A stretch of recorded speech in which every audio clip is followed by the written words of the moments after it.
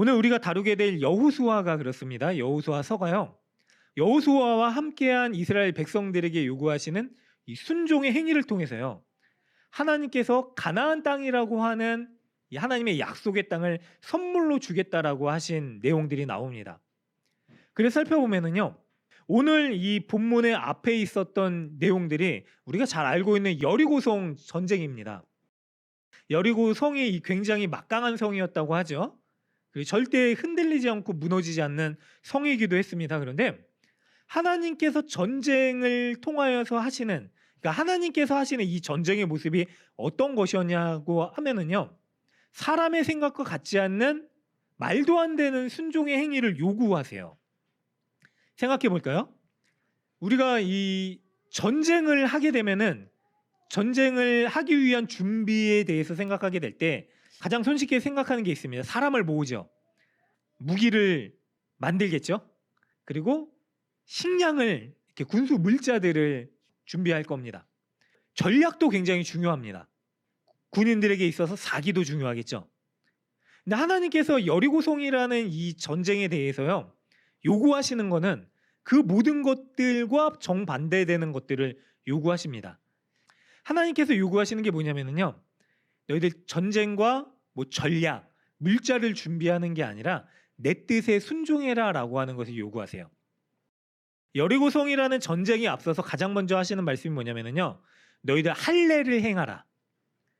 이스라엘 백성들이, 그렇죠? 할례를 행했었던 백성들이 다 죽었어요. 먼저 된 세대들이죠. 그리고 그 다음 세대들이 할례를 행하지 않았었던 것 같아요.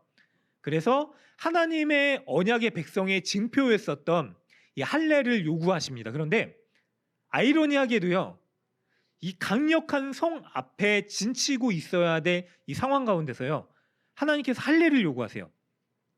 한마디로 들어누우라는 거죠. 수술하는 거잖아요. 살을 찌는 겁니다. 그렇게 되면은 이 남자들이 적어도 3일 이상은 누워 있어야 돼요. 아무것도 하지 못합니다. 수술의 고통이 극심해서요. 근데 하나님께서 전쟁을 앞둔 이스라엘 백성들에게 할례를 얘기하세요. 그렇죠? 어떻게 보면 상식에서 어긋난 행위들이죠. 근데 하나님께서요, 무엇을 말씀하시고자 하냐면은요, 하나님께서 이 전쟁을 하실 것이니까 이스라엘 백성들 너희들은 가만히 나의 하나님됨을 알지어다 라고 선포를 하신 거예요.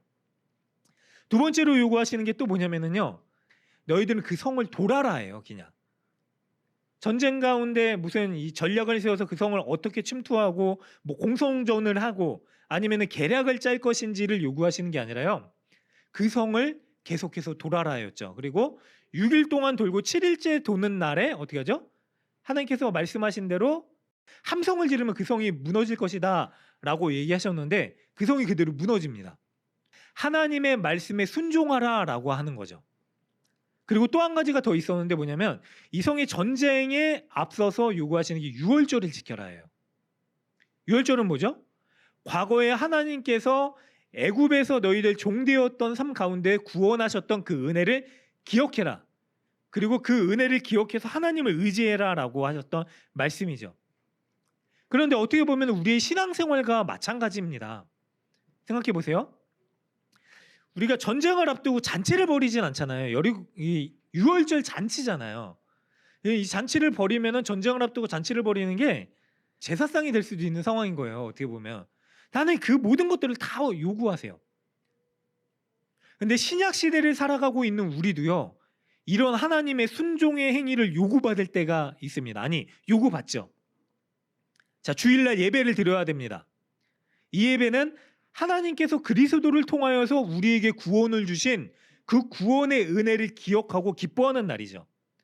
또 그래서 유월절 잔치처럼 어떤 일을 하죠? 성찬을 합니다. 유월절 어린 양 대신 예수 그리스도를 기념해서 우리가 매주는 아니지만 절기마다 또 정해진 그 시간마다 성찬을 행하죠. 그리고 또 어떤 일들을 행합니까? 우리가 세례를 받습니다. 세례는 나는 예수로 인하여서 죽고 거듭난 새로운 사람이 되었습니다 라고 하는 행위죠. 그게 바로 구약의 할례입니다. 신약의 할례죠. 세례를 받습니다. 하나님께서 이 모든 것들을 정작 우리가, 그렇죠, 하나님한테 은혜를 받고 힘써 수고해야 되는 이 시간에 우리에게 요구를 하시죠. 어떻게 보면은 우리가요, 이 시간만큼 남들보다 뒤처지는 것 같고, 어떻게 보면은 하나님께 드리는 시간보다 더 열심히 세상에서 우리가 열심을 내서 살아야 되는데, 아니 우리 자녀들은 그 시간에 공부를 해야 되고, 또 우리가 이제 돈이 보이는 때도 있잖아요. 주일에 일하면 어느 정도 더 이렇게 충족하게 채워질 텐데, 그런데 그 모든 것들을 뒤로고 하나님께서는요, 나의 하나님 대 여호와됨, 그리고 하나님의 하나님 되심을 통하여서 우리를 구원하시는 하나님의 능력을 볼지어다라고 선포하시고요, 우리한테 그만큼 하나님 앞에 순종해서 나와라 라고 요구를 하시죠. 이게 그리스도인들의 삶입니다. 그리고 하나님의 언약의 백성들의 삶이기도 했죠. 우리는 이게 없으면은요, 무너집니다. 하나님의 하나님 되심을 고백하는 이 시간이 없으면은요, 우리는 절대로 은혜로 살아갈 수 없게 되는 거죠. 오늘 나온 이 내용들이요, 이스라엘 백성들이 실수했었던 내용들과 함께 결국에는 하나님께 순종했을 때 하나님께서 어떠한 구원의 은혜를 주셨는지를 살펴보게 되는 내용들이 나오게 됩니다. 볼까요? 오늘 본문의 내용 앞에 보면은요, 아이성 전투가 나옵니다. 여리고성, 절대로 무너지지 않았을 것 같았던 그 성이요, 이스라엘 백성들의 순종을 통하여서 하나님께서 무너뜨리시는 역사를 경험합니다. 대단한 거죠. 그런데요, 그 앞에 이 작은 12,000명 정도밖에 안 되는 아이성 전투를 또 시작하게 됩니다. 근데 문제가 생깁니다. 너무나 강력한 성을 만났을 때 이스라엘 백성들은요, 하나님 앞에 엎드려서 끊임없이 구합니다. 하나님, 저 성은 절대로 우리의 힘으로는 무너뜨릴 수 없는 성입니다 라고 강구하고, 하나님께서 가라, 그리고 하나님이 요구하시는 명령대로 행하면은 그 성을 너희 손에 붙일 것이다 라고 분명히 말씀하시거든요. 그리고 순종합니다. 사실 쉽지 않잖아요. 생각해 보세요. 거의 장정, 그리고 장정이 60만 정도니까 온 가족들까지 합하면 200만 명 정도 되는 인구일 거예요. 그런데 하나님께서 성을 돌 때 소리를 내지 말라고 하셨거든요. 그게 쉬울까요, 어려울까요? 자, 200만 명 되는 인구가요, 여리고 성 아무리 커도 인천시보다 작겠죠. 우리 중구보다는 작을 겁니다. 그 성을 도는 거예요. 우리 주일날 여기 보면 월미도 가는 차량들 굉장히 막히잖아요. 3차선인데도 불구하고. 근데 200만 명이 되는 인구가 그 성을 도는데 잠잠하라고 하셨어요. 근데 잠잠했어요. 입을 꼭 다물고 걷는 거예요. 애들도 있었을 거예요. 엄마, 왜 이래야 돼? 언제까지 돌아야 돼? 힘들어. 애들이 잠잠해요. 환자들도 있었을 거고 노약자들도 있었을 거고, 아이고 힘들어, 불평할 법한데 이런다고 되겠냐? 이게 말이나 되냐? 라고 싶을 법한데 그 성을 돕니다. 그리고 결국에는 그 성의 무너짐을 경험합니다. 순종을 통해서 역사하신 하나님의 놀라운 승리를 경험했죠.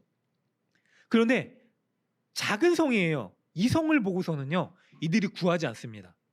그리고 정탐꾼들의 의견을 따라서 우리가 다 갈 필요 없겠습니다. 한 2-3천 명 정도만 보내시죠 라고 합니다. 그리고 여호수아가요, 하나님의 뜻을 물어야 되는데 묻지 않고요, 자기들의 생각대로 전쟁을 치르죠. 결국 어떤 일이 일어나면요, 참패를 당해요. 36명이나 되는 사람들이 죽임을 당합니다. 그리고 나서 통곡을 하죠. 그때 가서요. 아니 하나님, 도대체 이게 어떠해진 일입니까? 그리고 나타난 반응이요, 여호수아가 하나님 앞에 엎드려서요, 불평을 하기 시작해요. 아니 이렇게 패배시킬 거면은 우리로 하여금 그냥 가나안 땅이나 애굽 땅에서 살게 하시지 뭐하러 이곳까지 우리를 인도하셔가지고 여기서 죽게끔 만드십니까? 라고 불평과 불만을 합니다. 그런데 사실 하나님께 뜻을 묻지 않고 사람의 소견과 의지대로 행했었던 전쟁이기 때문에요, 패배했던 거죠. 분명히 그 전까지 그랬잖아요. 법궤를 들고서 요단강을 건넙니다. 발을 땅에 디뎠더니 강이 말라버립니다. 강이 끊어지죠. 그리고 여리고성, 절대로 함락할 수 없는 성의 승리도 경험합니다. 그랬다면은 작은 것일지라도 하나님의 뜻을 물었어야 됐을 법한데 그 뜻을 묻지 않죠. 그리고 뜻을 묻지 않고 행한 자기의 의견, 그리고 자기의 소견으로 행한 이 일 때문에 패배하죠. 근데 우리의 신앙생활이 그런 것 같아요. 우리는요, 기도합니다. 근데 어떤 때 기도하냐면요, 대부분 우리가 정말로 해결할 수 없는 문제에 직면했을 때 하나님한테 엎드리죠. 하나님 어떻게 해야 됩니까? 이 여리고 성과 같은 이 큰 문제를 어떻게 해야 됩니까? 라고 할 때 기도합니다. 그런데 대부분은 저도 그렇죠. 문제에 직면해서 이 문제를 위해서는 기도하지만은요, 내가 할 수 있을 것 같다라고 하는 순간에는 기도하지 않습니다. 기도할 생각도 못 하는 것 같아요. 그냥 하면 되지 뭐. 근데 하나님께서는, 하나님의 백성들은 그게 아니거든요. 이 문제가 크건 작건 어떤 시간이건 어떤 순간이건 간에 하나님께서는 우리에게 하나님 앞에 나와 간구하기를 원하십니다. 그게 하나님 백성들의 삶의 모습이거든요. 그리고 그게 승리하는 삶을 살아갈 수 있는 하나님이 원하신, 하나님께서 행하시는 방법들이죠. 여호수아가 실패합니다. 무너지죠. 그리고 대패합니다. 이길 수 있는 이 당연한 전쟁에서 패배를 하죠. 그러고 나서 하나님께서 분명하게 말씀을 하세요. 그 원인이 무엇이냐 하면은 우리가 읽었었던 본문이죠. 11절에 보니까요, 이스라엘이 범죄하였다. 내가 그들에게 명령한 나의 언약을 어겼고 또한 그들이 온전히 바친 물건을 가져가고 도둑질하고 속이고 그것을 그들의 문건들 가운데 두었다라고 말씀을 하세요. 이게 어떤 내용들이냐면요, 하나님께서 여리고성이라는 가장 강력하지만 처음 전쟁에서 말씀하신 게 있습니다. 너희들이 순종의 행위를 통해서 승리하게 될 것이고 그 성에서 얻어지는 전리품들은, 그러니까 그 성의 소산들은 다 처음 것은 내 것이다 라고 분명하게 말씀하셨어요.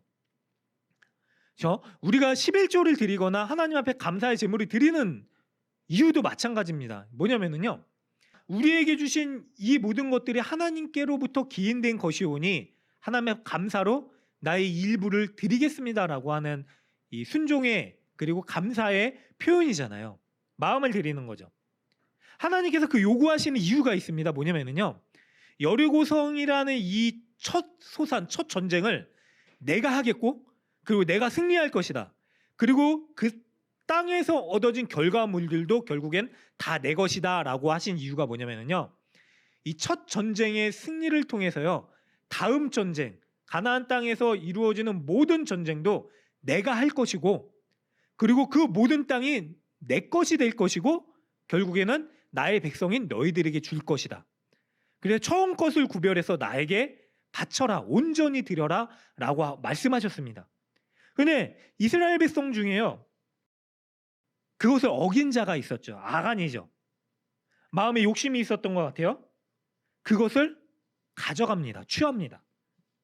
약속의 땅 가나안 땅에 들어가기 위해서 치러야 될 첫 전쟁과 첫 소산도 다 하나님 것이고 결국에는 이 가나안 땅 자체가 하나님 것입니다라고 고백해야 될 사람들이요, 그걸 잊은 거죠. 이게 정확하게 우리의 마음이 될 수도 있습니다.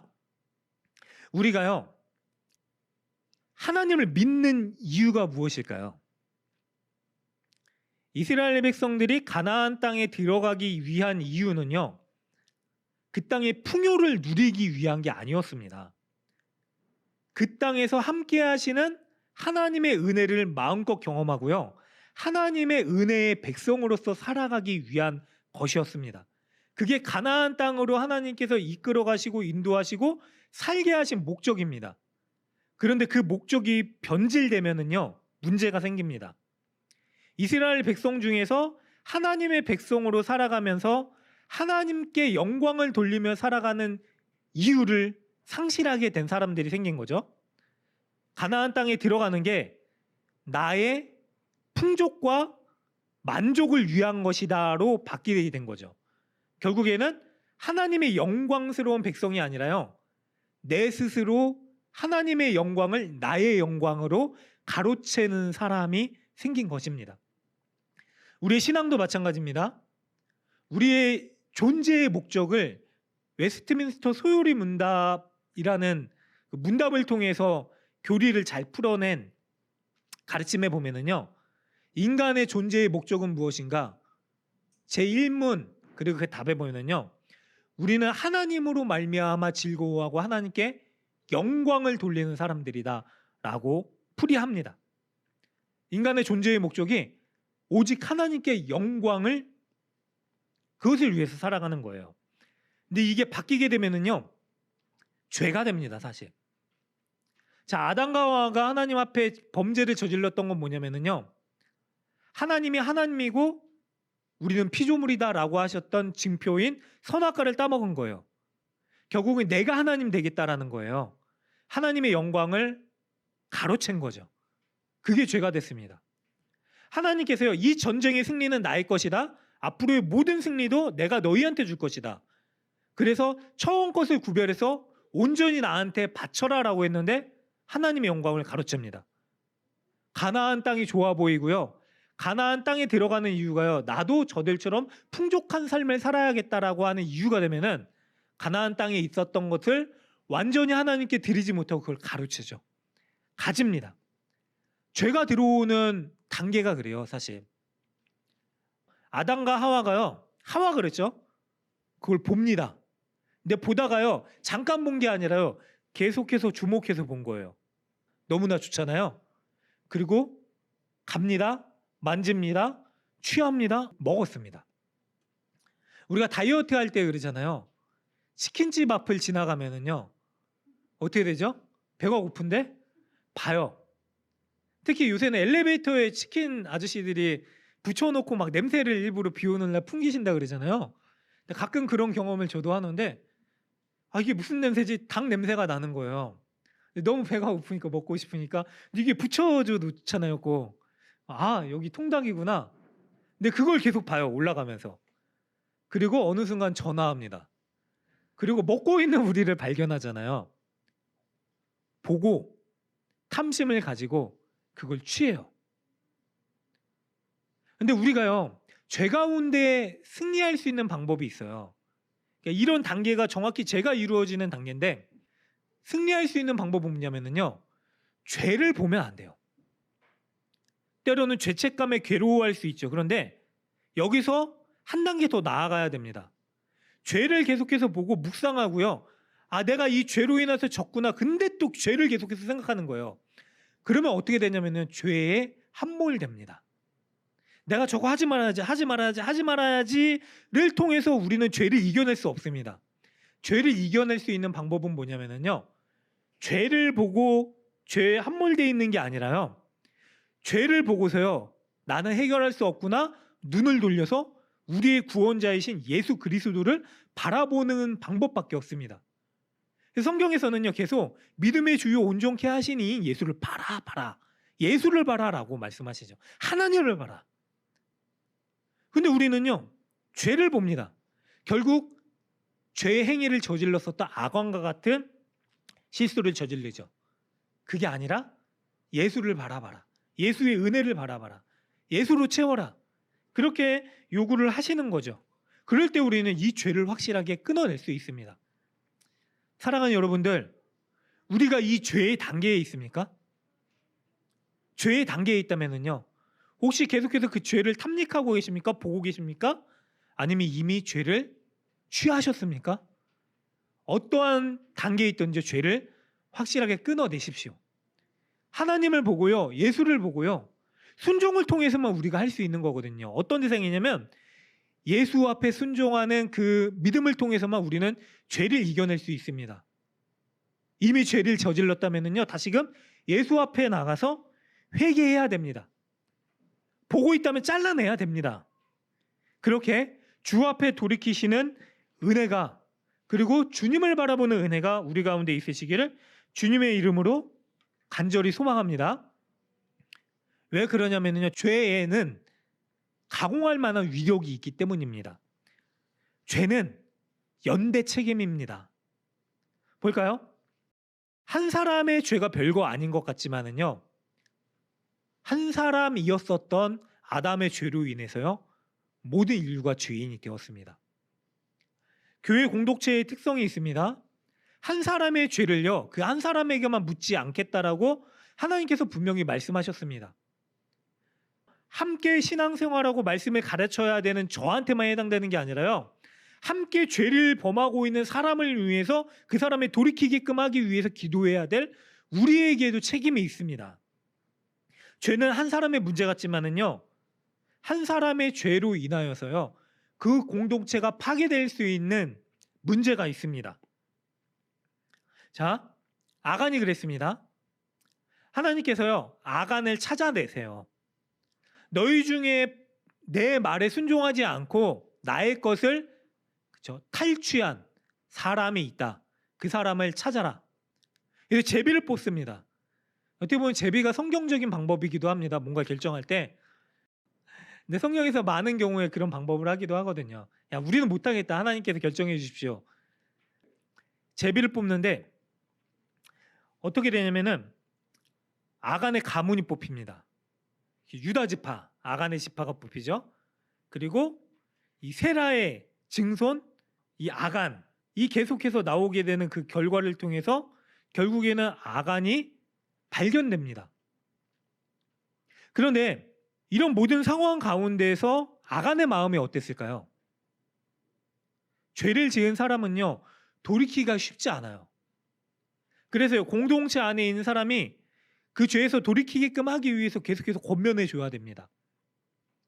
죄를 지으면은요, 죄는 끝까지 뭘 내밀게 하죠? 오리발을 내밀게 해요.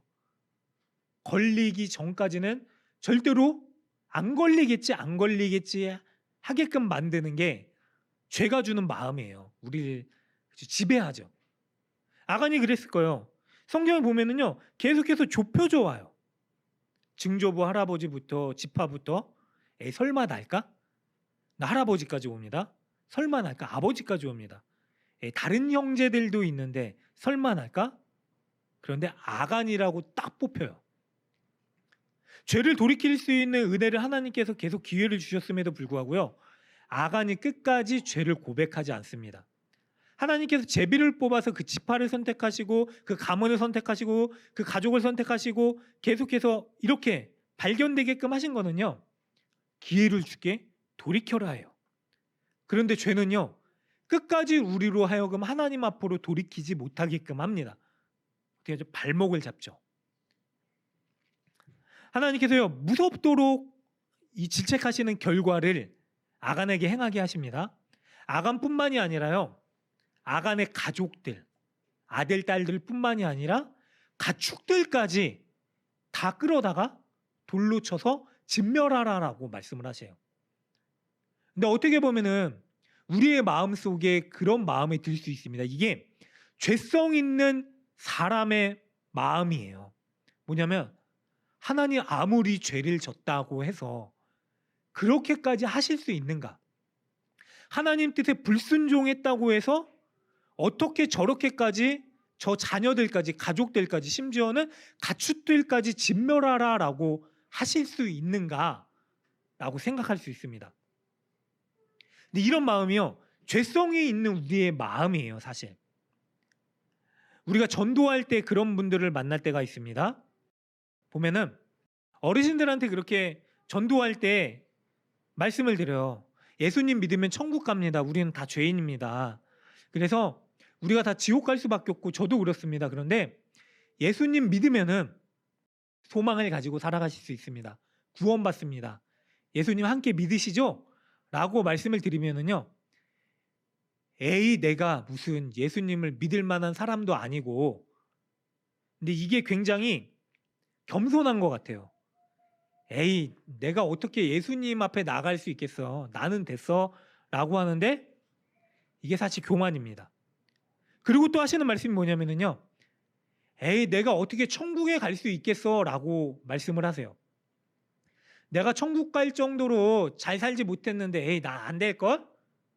여기서 그치지 않고요, 또 하시는 말씀이 뭐냐면요, 그렇다고 내가 지옥에 갈 정도로 악하진 않았지, 뭐 크게 잘못한 건 없는 것 같아 라는 생각도 하죠. 속으로는 내가 천국에 갈 정도로 착한 일을 하진 않았지만 그렇다고 내가 무슨 죽일 죄를 졌다고 지옥에 가겠는가? 이게 죄예요. 아담과 하와한테 그러셨죠. 저거 먹으면은 정령 죽으리라. 저 선악과 따먹으면 정령 죽는다. 나한테 끊어진다.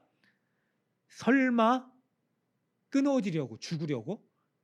뱀이 그 마음에 죄를 집어넣었죠. 하나님처럼 될걸? 진짜 죽을까? 근데 하나님으로부터 끊어지는 죽음의 경험을 하죠. 단절되죠. 영원한 사망입니다. 죄가 그렇습니다. 아간을 바라보는 우리도 동일한 생각을 해요. 사실 아무리 하나님한테 불순종했다고 저렇게까지 하실 수 있는가? 이게 죄가 주는 마음이에요. 사실 하나님께서는요, 우리에게 복 주시기를 원하는 분이라고 계속해서 말씀드렸습니다. 근데 근원적인 복은요, 하나님이에요. 그런데 그 복으로 갈 수 있는 모든 통로들을 다 하나님께서 마련하시고 여셨지만은요, 결국에는 우리의 순종을 통하여서 하나님께 나아가야 됩니다. 그 복을 얻어야 되죠. 그리고 복은 하나님이에요. 근데 불순종하면 결국 어떠한 결과가 초래하냐면요, 하나님으로부터 끊어지는 죽음이 있게 되는 거예요. 근데 우리는 생각하죠. 설마 하나님한테 불순종했다고 죽는다고? 그건 너무하시는 거 아닌가? 아니요, 하나님께서 분명히 말씀하셨거든요. 결국은요, 아간 한 사람의 범죄로 인하여서요, 그 가족이 다 몰살당합니다. 가축도 몰살당합니다. 진멸당하죠. 근데 여호수아서에 보면은요, 이 순종이라는 하나님 편에서의 우리에게 행하시는 요구를 계속해서 말씀하세요. 그 앞부분에 보면은요, 정탐꾼들이 만난 한 여인 라합이죠. 라합이 하나님의 뜻에 순종해요. 하나님이 정말로 하나님이시고 그 하나님 앞에 나의 뜻을 굽혀서 행해야겠다라고 하는 이 순종의 행위를 통해서요, 모든 가족들이 구원을 얻습니다. 그래서 여리고성 전쟁을 시작하고 그 성에 들어가서 여호수아가 명령을 하죠. 라합과 그에 속한 모든 가족들, 속한 모든 것들은 건들지 말아라. 그리고 한 여인, 보잘것없는 이 한 여인의 순종을 통해서, 그 가문을 통해서요, 어떻게 되면 구원자이신 예수 그리스도가 세상 가운데 오십니다. 한 사람의 순종을 통해서 그런 일들이 나타나죠. 그런데 유다 지파예요. 이 아간은 명망 높은 가문이에요. 계속해서 성경에 이름이 등장해요. 그런데 명망 높은, 당연히 하나님의 말씀에 순종하고도 남아야 될 이 아간은 이 한 사람의 불순종 때문에 그 가문이 진멸되죠. 너무하다 싶을 정도로 이 결과가 우리 가운데 다가옵니다. 그러나 하나님께서는요, 그것을 지킬 수 있는 은혜를 분명히 우리 가운데 주셨거든요. 그리고 우리가 선택해요. 사실 우리는 죄가 아닌 것을 선택할 수도 있는데, 유혹에 못 이겨 우리의 욕심을 따라, 우리의 목적을 따라 죄를 선택하는 경우들이 많이 있죠. 자, 신기하게도 다른 장면들이 또 목격됩니다. 아간이 죽임을 당하는 그 순간에 거기에 모여 있었던 많은 사람들이요, 잠잠합니다. 그 더 놀라운 거는요, 아간도 잠잠해요. 아간이 그런 얘기 할 수 있잖아요. 어떻게 하나님 이러실 수 있습니까?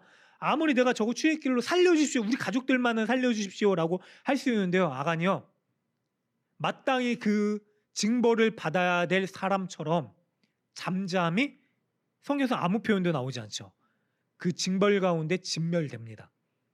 그리고 그 곁에 있었던 사람들도요, 잠잠합니다. 근데 사실 하나님께서 뭐라고 말씀하셨냐면요, 이스라엘이 나에게 범죄하였다라고 말씀하셨거든요. 그 자리에 아간과 같은 범죄를 저질렀었던 사람들이 또 없었을까요? 있었을 거예요. 죄를 저질리지 않았었던 사람들만 모여 있었다면요, 아마 이렇게 소리 지르고 욕했을 겁니다. 3,600명이나 되는 이스라엘 사람들이 아간의 범죄로 인하여서 패배했잖아요. 죽었어요. 아간을 보면서 분노했겠죠. 내 아들이, 내 사랑하는 남편이, 내 이 금주오격 같은 아들이 너 때문에 죽었다, 이 죽어 마땅한 놈아 라고 원망했겠죠. 이제 우리는 어떡하냐, 내 사랑하는 아버지가 당신 때문에 죽지 않았냐라고 분노했겠죠.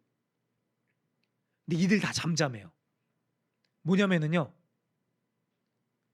아간에게로 표적이 좁혀진 이 죄가요, 결국 이스라엘 백성들 모두가 가지고 있었던 죄라는 거예요.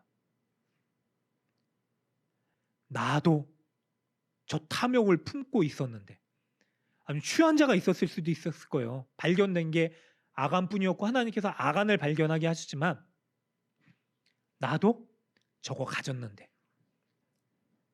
나도 마음속에 저거를 하나님이 아니라 하나님께 영광을 위하여가 아니라, 감사가 아니라 하나님의 전쟁의 승리의 영광이 아니라 나의 것으로 생각했었는데, 저거 내가 만졌었는데, 저거 내가 유심히 봤었는데 아간이 대신해서 죽는구나. 나는 죽지 않았구나. 결국엔 내가 저렇게 진멸되어야 될 사람인데 아간이 죽는구나. 나도 죽어야 되는 사람들인데. 이런 마음을 품지 않았을까? 분명 그 마음들이 존재하고 있었을 거예요. 왜? 하나님께서는요, 이스라엘 전체가 범죄했다라고 분명히 말씀하셨거든요. 아간의 가족들이요, 아간이 자기의 장막 아래에 그것들을 신할살 외투 한 벌, 뭐 금 50세겔 되는 덩어리, 그리고 뭐 은 200세겔, 그것들을 숨기기 위해서는요, 가족들이 다 알고 있었을 거예요. 알면서도요, 저 정도면 괜찮겠지? 라고 생각했었던 죄에 대한 묵과가 결국에는 죄로 인해서 끊어지게 되는, 죄를 해결하지 못하게 되는 비참한 결과를 맞이하게끔 했죠. 그리고요, 결국 이 죄는요, 우리 모두에게 동일하게 해당되는 죄입니다. 사랑하는 여러분들, 마땅히 하나님께 돌려드려야 될 모든 것을 드려야 될 우리가요, 이거 내 거라고 하나님 앞에 요구하고 있는 삶을 살아가고 있다면요, 아니 살아가고 있었죠. 우리는 아간과 같은 범죄를 저지르고 있는 사람들입니다.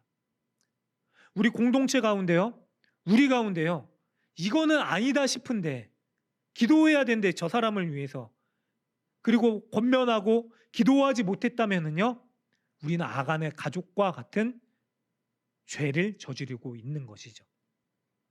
마음속으로요, 하나님께 드리는 기쁨보다요, 하나님께 드리는 것이 아닌 내가 가지는 것에 대한 탐욕으로 살아가고 있었다면요, 탐욕이 우리의 삶을 지배하고 있었다면요, 그것 또한 아간이 저질렀었던 범죄와 같은 것이죠. 그래서 우리는요, 모두 다 진멸되어야 될 사람들이에요. 이거를 헤렘이라고 하거든요. 진멸하라, 하나도 남기지 말아라. 죄에 대해서 하나님께서 사실 우리에게 요구하시는 겁니다. 그런데요, 희한하게도요, 그 후에 하나님께서 소망의 길을 보여주십니다. 우리는 마땅히 진멸되어야 될 사람들이고요, 그래서 아골의 골짜기, 아간처럼 이 아골 골짜기에서 마땅히 죽임되어 당해야 될 사람들이지만요, 하나님께서요, 호세아서 2장에 보면은요, 아골 골짜기를 소망의 문으로 삼아 주겠다라고 하신 약속의 말씀을 주십니다. 그리고 결국 우리 가운데 그 말씀의 약속이 이루어졌죠. 우리가 마땅히 우리의 죄 때문에 진멸되어야 될 사람들이지만은요, 헤렘되어야 될 사람들이지만은요, 그러나 하나님께서 우리를 진멸시키지 않으시고 사망의 골짜기, 절망의 골짜기 위에서 하나님이신 그분을 진멸시키시고 우리에게 소망의 문, 살 수 있는 생명의 문을 열어주셨습니다. 바로 예수 그리스도의 구원의 은혜죠. 십자가의 사건입니다. 그래서 우리는요, 이 세상을 살아가면서 어떠한 삶의 자리에 있어서든지 절망의 골짜기를 지나가더라도요, 소망의 문이신 예수 그리스도를 바라보고요, 이 땅 가운데 소망을 선포할 수 있는 사람들이 된 것입니다. 어떻게 해요? 우리가 죄를 바라보고 살아가는 것이 아니라 죄 가운데서 눈을 돌이켜서 십자가에서 죽으시고 다시 살아나신 그 예수를 바라봄으로 인하여서 우리에게 얻어진 은혜입니다. 그래서 사랑하는 여러분들, 우리는요, 절망 가운데서도 승리할 수 있는 사람들이 됩니다. 우리는 마땅히요, 이게 끝이구나, 정말로 이제는 소망이 없구나라고 하는 그 순간에서조차도요, 그리스도인들이 강할 수 있는 이유가 무엇이냐면요, 바로 절망을 소망으로 바꾸신 예수 그리스도 때문이고요. 그게 그리스도인들이 세상을 이기면서 승리할 수 있는 믿음의 방법입니다. 그 방법을 이미 우리에게 주셨죠. 그래서 우리는요, 승리의 자녀가 되는 것입니다. 저와 여러분들이요, 이 하나님께서 주신 소망의 은혜를 절대로 잊지 마시기를 간절히 소망합니다. 우리는 약한 것 같습니다. 미련한 것 같을 수도 있습니다. 아니, 이 시간에 못하러 기도하고 예배를 드리는가? 그 시간에 더 좋은 것, 더 발전할 수 있는 것, 더 누릴 수 있는 것, 더 가질 수 있는 것을 가져야지 라고 생각하는 사람들 가운데 살아갑니다. 근데 우리가 우리 윗대의 어르신들의, 부모님들의 믿음을 보자고요. 온 시간을 공들여서 이 앞에 와서 눈물을 흘리셨던 그분들. 그런데요, 그분들은 절대로 절망하지 않습니다. 어떠한 어려움이 오더라도 있어 왔죠. 끊임없이 삶은 어렵지만 그래도 절망하지 않는 이유가 있습니다. 왜요? 바로 예수 그리스도 때문이죠. 그분 앞에 엎드릴 때예요. 그렇죠. 사람들은 자기가 가진 것 때문에 절망하면은요, 그게 끝입니다. 절망하고 끝이죠. 그러나 예수님으로 인하여서 다시 일어날 수 있는 사람들은요, 예수를 바라보고 절망하지 않고 일어날 수 있는 용기와 힘이 우리 가운데 있게 되는 것입니다. 그래서 우리가요, 그렇게 하나님 앞에 나아가 매 순간 절망하지 않고요, 어떠한 삶의 자리에 가든지 소망을 선포할 수 있는 하나님의 영광을 고백하는 믿음의 사람들이 되시기를 간절히 축원하고 그리고 소망합니다. 절망의 골짜기에서 소망의 이유를 이야기할 수 있는 사람들이 되시기를 간절히 바랍니다.